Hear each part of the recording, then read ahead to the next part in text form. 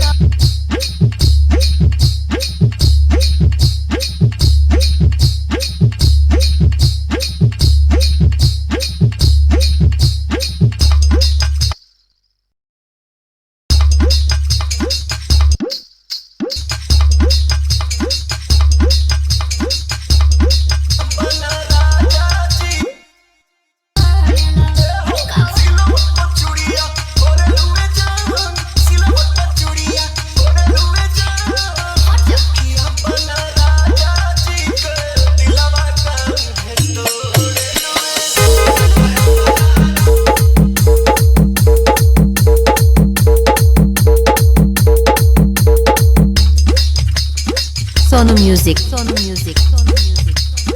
मस्कनवा बाजार।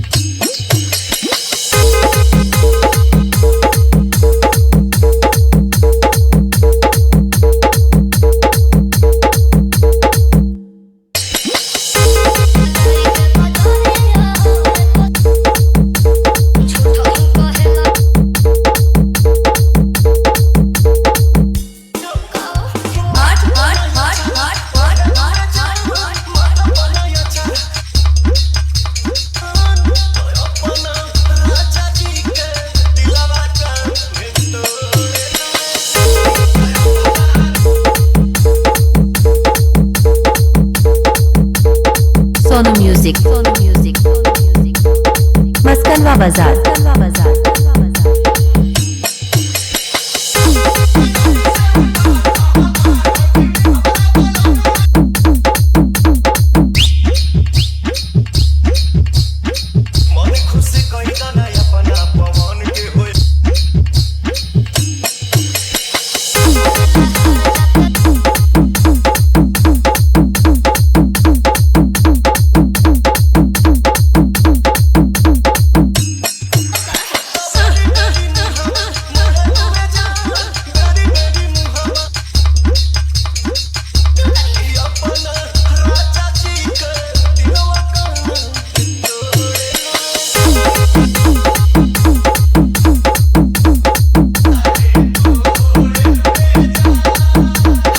सोनू म्यूजिक